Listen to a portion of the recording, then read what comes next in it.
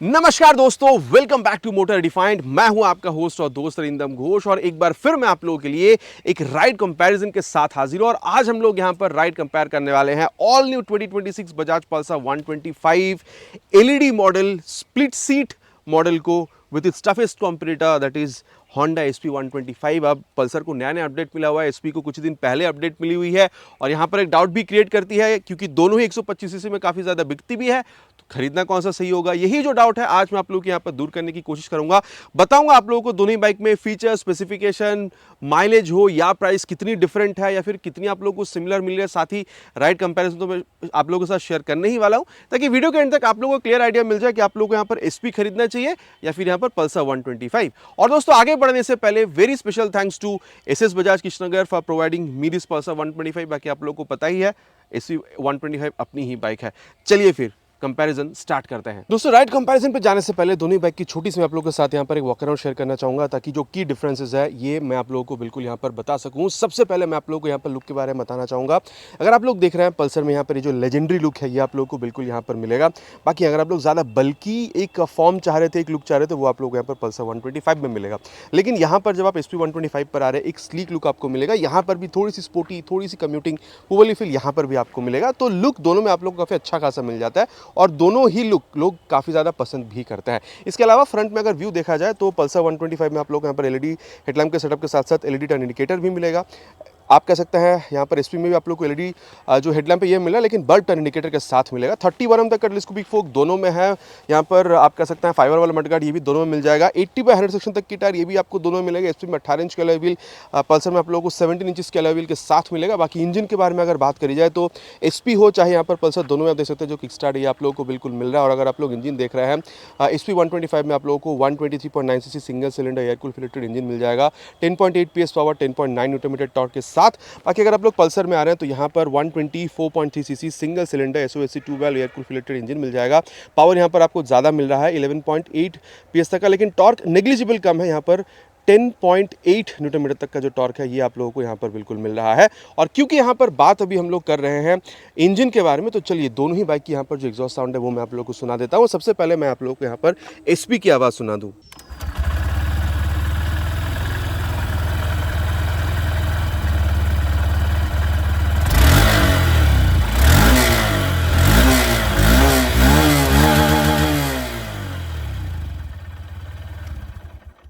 दोस्तों यहाँ पर हम लोगों ने SP 125 की जो आवाज़ है ये सुन लिया। बाकी अब मैं आप लोगों को यहाँ पर पल्सर 125 की जो आवाज़ है ये भी सुना दूँ।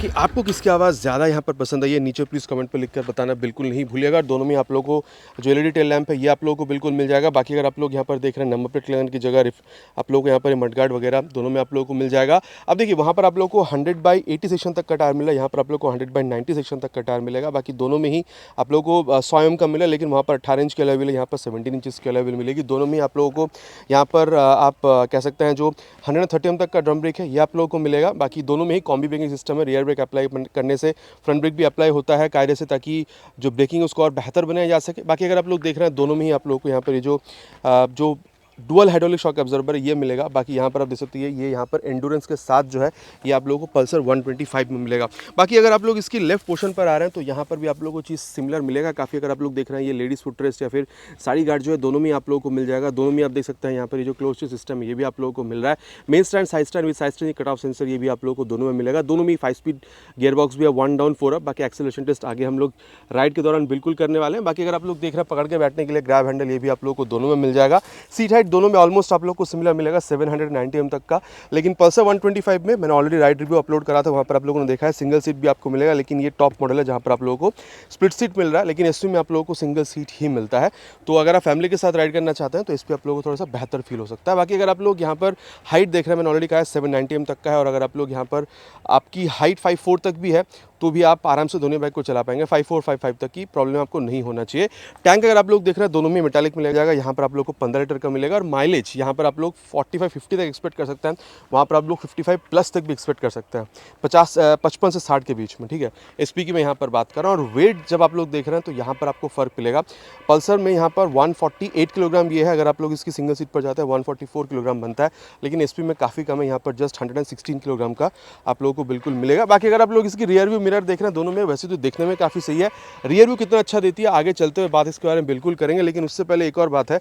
हैंडल बार यहाँ पर थोड़ी सी ऊंची है, यहाँ पर थोड़ी सी नीचे, और यहाँ पर क्लिप ऑन है। यहाँ पर आपको नॉर्मल हैंडल बार मिलेगा, बाकी यहाँ पर हल्का सा झुक के बैठ रहे हैं, वहाँ पर स्ट्रेट बैठ रहे हैं। इसके बारे में आगे चलते हुए बात बिल्कुल करेंगे। मोबाइल चार्जिंग पोर्ट यहाँ पर मिल रहा है। मोबाइल चार्जिंग पोर्ट आप लोगों को SP 125 में भी मिल जाएगा। बाकी हाई बीम लो बीम पास के लिए स्विच आप लोगों को मिल रहा है। ब्लूटूथ 9 mm कंसोल टॉगल करने के लिए M का बटन, टर्न सिग्नल और हॉर्न काफ़ी लाउड आपको मिल रहा है। इंजन किल स्विच यहाँ पर आपको दिख रहा है, नीचे है इंजन ऑन करने का स्विच। बाकी एग्जॉस्ट साउंड मैंने आप लोगों को सुना दी है। बाकी यहाँ पर ये आप लोगों को डिजिटल ब्लूटूथ कंसोल जो ये आप लोगों को बिल्कुल मिलेगा। तो स्पीडोडो टैको ये सारी चीज़ आपको मिल रहा है। गियर पोजिशन सेंसर यहाँ पर नहीं है जो SP में आप लोगों को मिल जाएगा। बाकी ब्लूटूथ भले ही है, बजाज की राइड कनेक्ट आपको मोबाइल में डाउन इंस्टॉल करके थ्रू ब्लूटूथ अगर आप जोड़ते हैं तो आप कॉल SMS अलर्ट यूज़ कर पाएंगे, लेकिन नेविगेशन आप लोग यहाँ पर डायरेक्टली इस्तेमाल नहीं कर पाते हैं। वहीं अगर आप लोग SP 125 पर आते हैं तो यहाँ पर आप लोगों को कंसोल जो है काफ़ी एडवांस्ड बिल्कुल दिखेगा।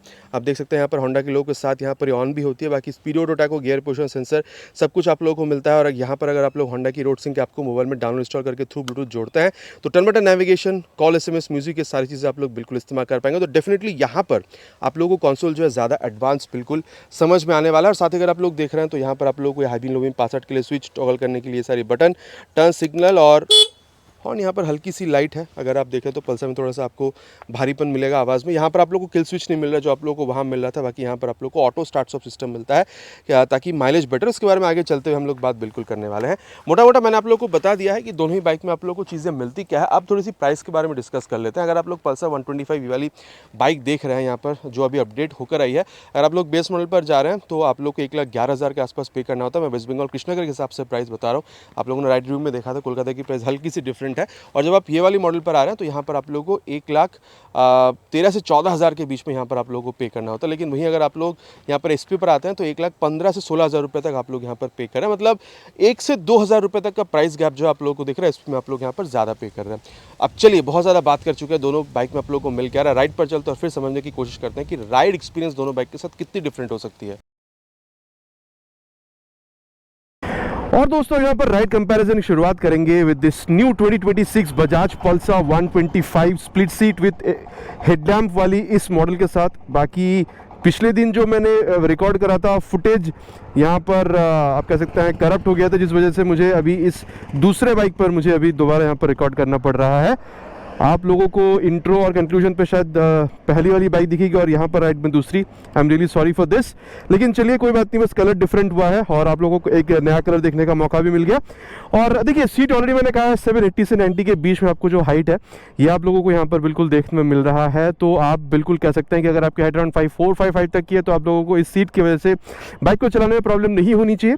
बाकी हल्की सी रियर फिटेड है, ऑलमोस्ट सामने की तरफ ही पैर है और आपको हल्का सा सामने की तरफ झुकना हो रहा है। बाकी अगर आप सीट की यहाँ पर कुशनिंग वगैरह देख रहे हैं तो मैं कहूँगा काफ़ी ज़्यादा कंफर्टेबल है। बहुत ज़्यादा सॉफ्ट नहीं है लेकिन काफ़ी ज़्यादा कंफर्टेबल मैं बिल्कुल कहूँगा।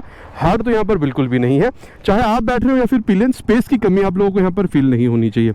और चलिए अब स्टार्ट करते हैं यहाँ पर ये फर्स्ट, सेकेंड, थर्ड गियर। अब देखिए मैं आप लोगों से ये भी बिल्कुल कह सकता हूँ कि अगर आप खुद राइड कर रहे हैं तो फिर तो आप लोगों को इनिशियल में यहाँ पर कोई प्रॉब्लम दिख ही नहीं रहा है। हाँ, अगर आप लोग डबल राइड कर रहे हैं पिलियन के साथ तो इनिशियल जब तक आप 20-30 तक नहीं पहुँचते हल्का सा आप लोगों को वो स्लो खींचती हुई नजर आएगी। लेकिन once you reach 30-40 kilometer per hour speed, उसके बाद आप अगर आप दो भी चला रहे हैं, पिलियन और राइडर दोनों मिलकर भी अगर आप इस बाइक पर बैठे तो भी मेरे हिसाब से इनिशियल एक्सेलरेशन में आप लोगों को प्रॉब्लम नहीं होनी चाहिए। तो ये था बिल्कुल इनिशियल इंप्रेशन जो मैंने आप लोगों को बता दिया। बाकी अगर आप लोग क्लच देख रहे हैं is on the mid side, मैं नहीं कहूँगा कि सॉफ्ट है लेकिन हार्ड भी बहुत ज़्यादा नहीं है। और अगर आप लोग गियर शिफ्टिंग देख रहे हैं, चाहे आप अप शिफ्ट देख रहे हो या फिर आप डाउन शिफ्ट देख रहे हो, एक हल्के से एफर्ट के साथ आप या फिर डाउन शिफ्टिंग भी हो जा रही है, लेकिन हाँ हल्का से एफर्ट आप लोगों को यहाँ पर देना हो रहा है। अब बाकी बात हो रही है यहाँ पर क्लच गियर इन सारी चीज़ों के बारे में, तो चलिए इसकी जो एक्सेलरेशन टेस्ट है इसको भी कंप्लीट करते हैं, फिर यहाँ पर इसकी जो परफॉर्मेंस उसके बारे में हम लोग आगे बात करते हैं। We'll start the acceleration test with a count 3, 2, 1 and go.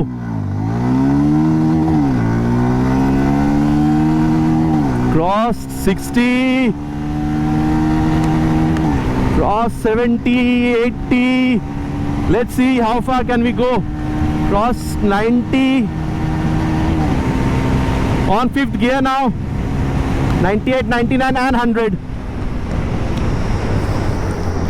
अब देखिए, ये चीज़ मैंने आप लोगों को राइड रिव्यू के दौरान भी बताया था, 0 to 60 पहुंचने में बहुत ज़्यादा समय नहीं लेती है। अब नया बाइक है, 100 तक जाने में थोड़ी सी समय ये बिल्कुल ले रही है, लेकिन मैं आप लोगों को इतना कह सकता हूँ 85-90 तक भी बहुत ज़्यादा वाइब्रेशन है। उसके बाद बस हल्का सा आपके फुटपेक पर फील हो सकता है, लेकिन बहुत ज़्यादा वो आपको अनोइंग फील नहीं कराएगी कि इस वजह से आप बाइक नहीं खरीदेंगे। ऐसा बाइक मतलब ऐसा बात आपको बाइक फील नहीं कराएगी, ठीक है। तो ये था अबाउट, आप कह सकते हैं यहाँ पर वाइब्रेशन या फिर आप स्मूथनेस कह सकते हैं, मतलब काफ़ी अच्छा स्मूथनेस आप लोगों को मिल जाता है। बाकी देखिए, स्ट्रेट लाइन स्टेबिलिटी काफ़ी सही है। स्टेबिलिटी में आप लोगों को कोई प्रॉब्लम ऐसा नहीं है, लेकिन हाँ, टायर्स अगर यहाँ पर फ्रंट में 90, रियर में अगर 110, 120 मिल जाता तो और बेहतर हो सकता था। बाकी हाँ, अगर आप लोग यहाँ पर इंजन हीटिंग देख रहे हैं, नहीं मिलेगा आपको बहुत ज़्यादा, और माइलेज ऑलरेडी बताया है, आप लोग यहाँ पर अप टू 50 एक्सपेक्ट बिल्कुल कर सकता है। और दोस्तों, अब यहाँ पर राइड कंपेयर करेंगे पल्सर 125 न्यू, आप कह सकते हैं एलईडी हेडलैम्प वाली मॉडल को विद दिस SP 125। बाकी सीट हाइट ऑलरेडी मैंने कहा है सिमिलर है, लेकिन हाँ, जब आप बैठे हैं तो सीट में कहूँगा पल्सर में थोड़ी ज़्यादा आपको कंफर्टेबल दिखेगी। बाकी कंफर्टेबल यहाँ पर भी, लेकिन ज़्यादा कंफर्टेबल आपको पल्सर में दिख सकता है। बाकी स्पेस में कमी यहाँ पर भी नहीं है, बाकी यहाँ पर आपको थोड़ा सा और बेटर ही स्पेस मिल रहा है पिलियन के लिहाज से अगर आप लोग देख रहे हैं तो। बाकी आप देख सकते हैं यहाँ पर पूरी तरीके से फ्रंट फिटेड फुटपेग है, और हैंडल बार भी यहाँ पर थोड़ी सी ऊंची और थोड़ी सी ज़्यादा लंबी आपको फील होगी। तो यहाँ पर आप ऑलमोस्ट अपराइट बैठे, तो ज़्यादा कंफर्टेबल राइडर पोजीशन यहाँ पर आपको मिल रहा है। और चलिए, अब टाइम वेस्ट ना करते हुए स्टार्ट करते हैं। यहाँ पर आपको गियर पोजिशन सेंसर जो है वो भी आपको मिल रहा है, तो ये एक डेफिनेटली एक एडवांटेज है ओवर पल्सर 125। ये देखिए, सेकेंड गियर, थर्ड गियर, मैं कहूँगा देखिए, अगर आप इनिशियल देख रहे हैं तो डेफिनेटली अब पल्सर में कहाँ 148 और कहाँ यहाँ पर 116 किलोग्राम वेट, तो ये जो वेट में यहाँ पर काफ़ी फर्क आपको दिख रहा है। इस वजह से इनिशियल एक्सीलरेशन अगर आप लोग देख रहे हैं तो यहाँ पर आप लोगों को हल्का सा बेटर महसूस हो सकता है। इनिशियल बात है, इसके बारे में आगे एक्सीलरेशन टेस्ट करेंगे, फिर हम लोग बात करेंगे। लेकिन अगर आप लोग यहाँ पर क्लच देख रहे हैं तो मैं कहूँगा पल्सर के मुकाबले यहाँ पर हल्का सा बेहतर आपको मिल सकता है। और अगर आप लोग यहाँ पर गियर शिफ्टिंग देख रहे हैं तो मैं कहूँगा दोनों में ऑलमोस्ट सेम है, हल्का से एफर्ट के साथ आप या फिर डाउन शिफ्टिंग हो जा रहा है। लेकिन पल्सर में मैंने कभी वो गियर फंसते हुए देखिए, वो आप बहुत मतलब 15 दिन 20 दिन चला रहे, एक बार हो सकता है गियर मिस, लेकिन जब आप गियर शिफ्ट कर रहे हैं, लेकिन यहाँ पर फंसने वाली जो बात है यहाँ पर आप लोगों को मिल सकता है देखने में। जो सच है मैं वो बता रहा हूँ कि मैं इस बाइक का ओनर हूँ, ठीक है। तो जो सही है वो मैंने आपको बता दिया। बाकी गियर और क्लच के बारे में बात हो रहा है, तो चलिए इसकी जो एक्सेलरेशन टेस्ट है वो कंप्लीट करते हैं, फिर यहाँ पर इसकी जो परफॉर्मेंस है उसके बारे में आगे बात करेंगे। और यहाँ पर 3 हॉर्न के साथ स्टार्ट करेंगे।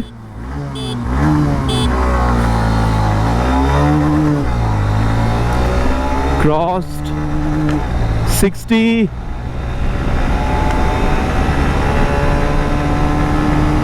crossed 80. Let's see how far can we go. Cross 98, 99. ओहो, ऑलमोस्ट 199 तक हम लोग पहुंच चुके थे। अब देखिए, यहाँ पर जो बात मैं आप लोगों से कहूँगा, अब वाइब्रेशन के मामले में देखिए मैं तो कहूँगा पल्सर बेटर है, क्योंकि देखिए ये नहीं कहूँगा कि यहाँ पर वाइब्रेशन ज़्यादा है, लेकिन 80-85 के बाद यहाँ पर आपको थोड़ा सा फील होता है। पल्सर में वो 85-90 के बाद भी बहुत ज़्यादा फील नहीं हो रहा था। तो डेफिनेटली स्मूथनेस में कहूँगा पल्सर में आप लोगों को थोड़ा सा और बेहतर देखने मिल सकता है, स्मूथनेस के मामले में मैं कह रहा हूँ। और अगर मैं आप लोगों को बताऊँ यहाँ पर स्टेबिलिटी के मामले में, तो देखिए प्रॉब्लम यहाँ पर भी नहीं है, लेकिन अगेन कहूँगा यहाँ पर भी अगर टायर साइज़ वगैरह चाहे फ्रंट हो या फिर रियर अगर थोड़ा सा और बड़ा मिले तो ये और बेहतर आपको फील हो सकता है, ठीक है। और अगर मैं आपको बताऊँ यहाँ पर इंजन हीटिंग के मामले में यहाँ पर कोई प्रॉब्लम नहीं है। और अगर माइलेज देखा जाए तो 55 प्लस भी आप लोग यहाँ पर एक्सपेक्ट कर सकते हैं, मतलब पल्सर से ज़्यादा ही माइलेज आप यहाँ पर एक्सपेक्ट कर सकते हैं पल्सर 125 से। अब देखिए दोस्तों, अगर आप यहाँ पर समरी पूछ रहे हैं एक्सेलरेशन की, तो मैं बताऊंगा पल्सर में क्या है वो इनिशियली यहाँ पर अगर आप लोग देख रहे हैं तो पल्सर के मुकाबले थोड़ी सी बेटर आपको फील होगी इनिशियल, लेकिन जब आप तक टॉप एंड तक पहुंचेंगे, टॉप स्पीड परफॉर्मेंस या फिर जो मिड रेंज परफॉर्मेंस है 50, 60, 70 तक जब आप जा रहे हैं या फिर टॉप स्पीड तक जा रहे हैं, तो मैं कहूँगा पल्सर आपको हल्की सी बेटर परफॉर्मेंस निकाल कर दे सकती है। ये भी काफ़ी खूब है, लेकिन अगर आप टॉप स्पीड स्पेशली देख रहे हैं तो पल्सर में आपको थोड़ी सी बेहतर परफॉर्मेंस मिल सकती है। अब यहाँ पर दोस्तों एक बात है, आप लोगों को ये ऑटो स्टार्ट सिस्टम जो ये आप लोगों को मिल रहा है, देखिए मैंने इसको यहाँ पर ऑन कर रखा है और अभी यहाँ पर ये शो भी कर रही है। फॉर एग्जाम्पल अगर मैं यहाँ पर अभी खड़ा हो जाता हूँ, ठीक है, मान के चलिए सामने यहाँ पर अभी ट्रैफिक है, जाम हो चुकी है और मैं यहाँ पर खड़ा हूँ, ये देखिए ये देखिए इंजन अपने आप बंद हो गई है, देखिए टैकोमीटर नहीं चल रहा और अभी देखिए यहाँ पर ये ब्लिंक होनी शुरू हो गई है। अब इसको चालू करना है तो क्या करना है, बस आपको यहाँ पर क्लच पकड़ लीजिए, आप कह सकते हैं फॉर सेफ्टी, और अगर आप हल्का से यहाँ पर इसको मोड़ रहे हैं तो यहाँ पर ये चालू हो जाती है, ठीक है। और ये देखिए यहाँ पर ये चलने के लिए भी रेडी है। तो अगर आप हाई ट्रैफिक पर है जहाँ पर आपको मतलब आप कह सकते हैं आप बार बार रुक रहे हैं लेकिन आप यहाँ पर बाइक को बंद करना भूल जा रहे हैं, और वो जब आइडलिंग पे होती है ना तो ज़्यादा पेट्रोल ले लेती है, तो उससे बचने के लिए आप इसको जस्ट ऑन करके रख दीजिए। 5 से 7 सेकंड में अपने आप इंजन बंद हो जाएगी जैसे ही आप यहाँ पर अपनी बाइक को खड़ी करते हैं। अगर आप इसको बंद ना भी करें तो, और स्टार्ट करने के लिए क्या करना है, क्लच हल्का सा पकड़ लीजिए फॉर सेफ्टी, और मैंने बताया कि घुमाने से स्टार्ट हो जा रही है और आगे चलने के लिए भी ये रेडी है, ठीक है। तो ये डेफिनेटली माइलेज एक बेहतर करने के लिए ये आपको एक टेक्नोलॉजी मिला और काफ़ी अच्छी तरीके से काम भी करती है। ऐसा नहीं कि इसकी वजह से आपको कोई और दूसरा प्रॉब्लम होता है। बाकी हाँ, ऐसा कुछ चीज़ आपको यहाँ पर पल्सर में देखने में नहीं मिलेगा। और दोस्तों अब जिस बारे में बात करेंगे वो है इस बाइक की ब्रेकिंग। सबसे पहले पीछे देख लेते हैं, वैसे कोई है नहीं, और चलिए 60 पे ले जाके फ्रंट ब्रेक। देखिए मैं कहूँगा जिस तरीके से वेट आ रही है 148 किलोग्राम का वेट, उस हिसाब से अगर आप 240 mm की फ्रंट में डिस्क देख रहे हैं तो अच्छा खासा ब्रेकिंग रिस्पांस दे रही है। डराकर फट से नहीं रोक रही है, लेकिन प्यार से जहाँ पर आप चाहते हैं वहाँ पर बाइक रोक रही है आपको। और रियर में अगर आप लोग देखते हैं तो जी नहीं, पीछे वैसे कोई है नहीं, और ये 51 पे ले जाके रियर ब्रेक।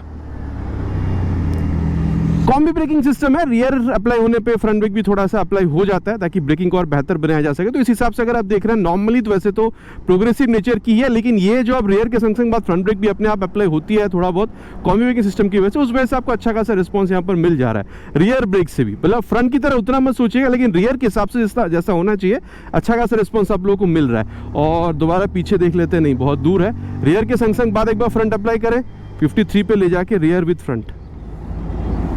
देखिए मैं तो कहूँगा 60-70 तक की स्पीड पर भी अगर आप लोग देख रहे हैं और इस तरीके से अगर आप लोग प्रोपोर्शनल यहाँ पर अगर आप लोग अलाउ मतलब अगर आप लोग यहाँ पर प्रेस कर रहे हैं ब्रेक को रियर के संग संग बाद फ्रंट के, तो मेरे ख्याल से आप लोग अच्छा खासा ब्रेकिंग रिस्पांस भी मिल जाएगा। मेरे हिसाब से इसमें भी आप लोगों को प्रॉब्लम नहीं होनी चाहिए ब्रेकिंग में।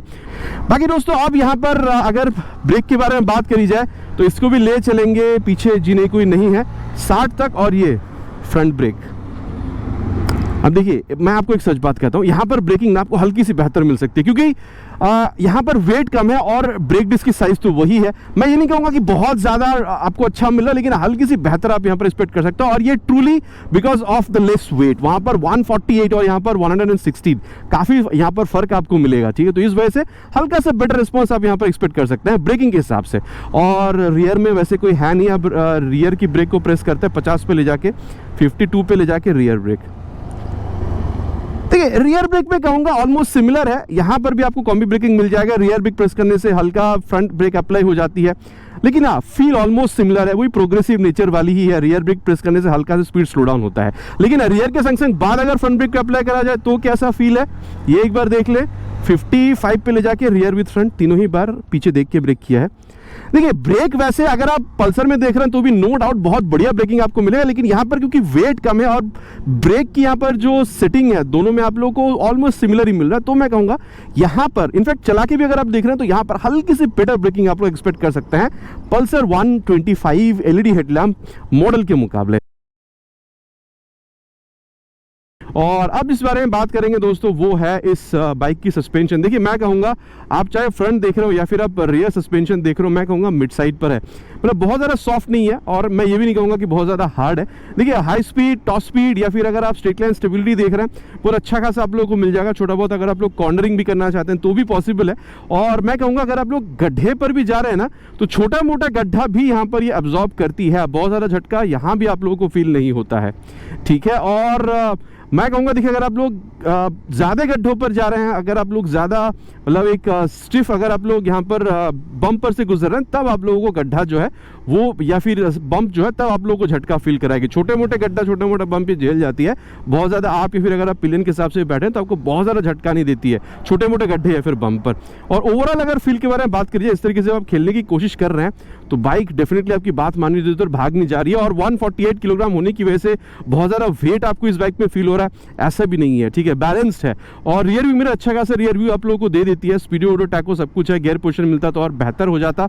बाकी अगर आप लोग देख रहे हैं जो आप कह सकते हैं आपकी यहाँ पर फ्रंट फिटेड तो नहीं है, लेकिन हल्का सा ही रेयर फिटेड फुट पे गया। आप बहुत ज़्यादा झुक भी नहीं रहे, लेकिन थोड़ा सा झुक भी रहे हैं, और लुक के हिसाब से अगर आप लोग देख रहे हैं हल्का सा झुक रहे हैं। और ये एक ओवरऑल जो फील है आप लोगों को काफ़ी स्पोर्टी फील भी ले आती है, और साथ ही काफ़ी कंफर्टेबल तो है ही। सीट वगैरह मैंने ऑलरेडी आप लोगों को बताया, और स्पेस पे भी आप हो चाहे पिलन, आप लोगों को प्रॉब्लम हो नहीं रहा है।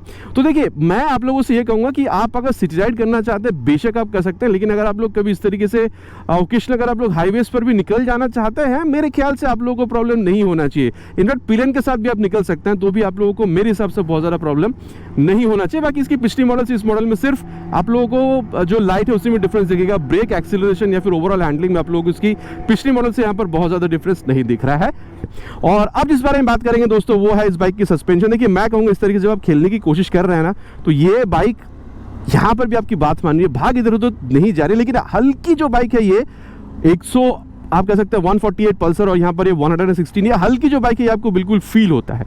लेकिन किसी किसी बंदों को थोड़ा सा भारी बाइक फील होता है, तो उनके लिए पल्सर भी काफ़ी सही है। और यहाँ पर जिनको हल्की बाइक चाहिए, अगर आप एजेड हैं, अगर आपको हल्की बाइक ज़्यादा पसंद है, तो आपको यहाँ पर ये भी बाइक काफ़ी सूट कर सकती है। अब देखिए दोस्तों, सीधी सी बात है, अगर आप लोग high speed, top speed, cornering वगैरह कर रहे हैं, तो मतलब काफ़ी अच्छा खासा रिस्पॉन्स आप लोगों को मिलेगा। लेकिन जैसे मैंने अभी आपको बताया था, जब आप गड्ढों पर जा रहे हैं, तो थोड़ा सा ये रियर सस्पेंशन जो आप लोगों को झटका जो वो आप लोगों को यहाँ पर बिल्कुल फील कराने वाली है। बाकी अगर आप देख रहे हैं रियर व्यू मिरर पल्सर की तरह यहाँ भी अच्छा खासा काम कर रही है। बाकी स्पीडोमीटर टैगों के साथ गियर पोजीशन सेंसर भी मिल जाता है, ब्लूटूथ में नेविगेशन भी मिल जाता है, म्यूजिक भी मिल जाता है, ठीक है, जो आप लोगों को वहाँ मिल नहीं रहा था पल्सर 125 में। तो डेफिनेटली यहाँ पर ये चीज़ बेटर है।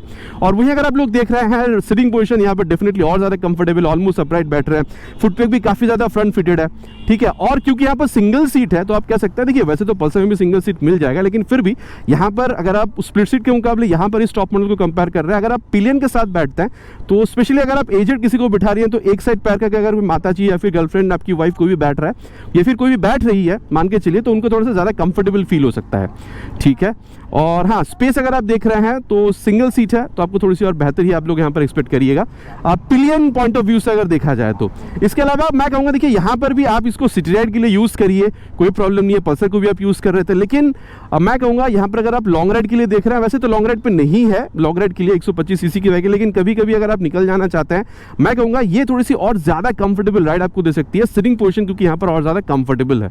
बाकी पल्सर के साथ अगर आप यूजुअल हो चुका है, तो वहाँ पर भी आप निकल सकते हैं लेकर पल्सर को लॉन्ग राइड्स पर, लेकिन यहाँ पर ये आपको और ज़्यादा कंफर्टेबल राइड दे सकती है, truly because of the sitting position, या फिर राइडर की जो ओवरऑल आप कह सकते हो जो यहाँ पर सिटिंग पोजीशन है, इस वजह से। बाकी देखिए, दोनों बाइक में क्या है नहीं डिस्कस हो चुका है। चलिए चलते हैं, कंक्लूजन पर फिर बात करेंगे क्राइटेरिया वाइज, फिर दोनों में से आप लोगों के लिए बाइक खरीदना कौन सा सही हो सकता है। और दोस्तों, अबे सत्यवचन की घड़ी, कंक्लूजन का समय कि फिर दोनों में से खरीदना आप लोगों के लिए कौन सा सही हो सकता है। अब देखिए, यहाँ पर ना कुछ छोटी छोटी चीज़ें बहुत ज़्यादा मैटर करेगी। जैसे अगर आपके पास यहाँ पर बजट है 1,10,12,15,000 रुपये तक जाने के लिए, दोनों ही बाइक आप लोगों को मिल जाएगा। लेकिन मैटर क्या करेगा, लुक आप लोगों को कौन सा सही लग रहा है। अगर आप लोगों को पल्सर की लेजेंडरी लुक ज़्यादा पसंद है, जैसे कि मैं हर वीडियो में कहता हूँ, मेरे पास ये 150 सीसी की बाइक है, ऑलमोस्ट सिमिलर लुक के साथ आती है, मुझे लुक इसकी बहुत ज़्यादा सही लगती है।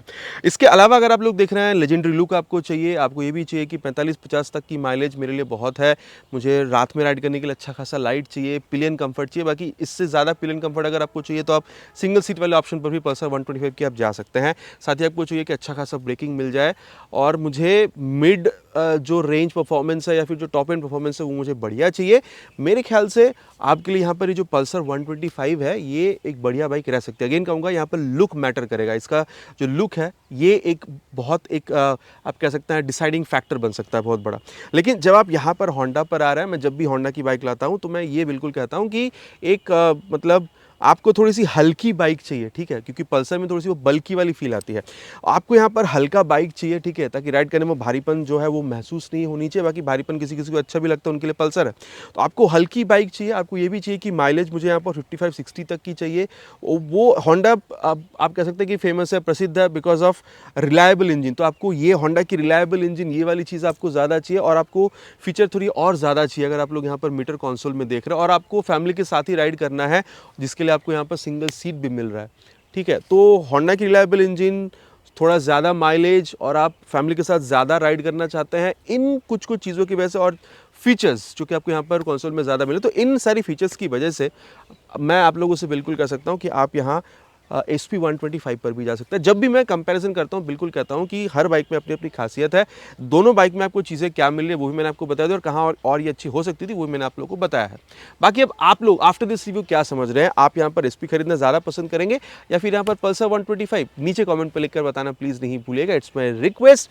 आशा करता हूँ वीडियो आप लोगों को पसंद आई होगी। अगर पसंद आई है तो प्लीज़ वीडियो में लाइक कर दीजिएगा और आप लोग फॉलो नहीं करते हैं, सब्सक्राइब नहीं करते हैं, अगर आप लोगों को वीडियो पसंद आई है तो प्लीज़, अगर आप लोग चैनल पर पहली बार आ रहे हैं तो सब्सक्राइब करके बेल बटन कॉल पे हिट करना नहीं भूलिएगा, इट्स माई रिक्वेस्ट। बहुत जल्द मुलाकात होगी चैनल पर इसी तरीके से एक नया वीडियो में बाइक स्कूटर के साथ। Till then ride safe and जय हिंद।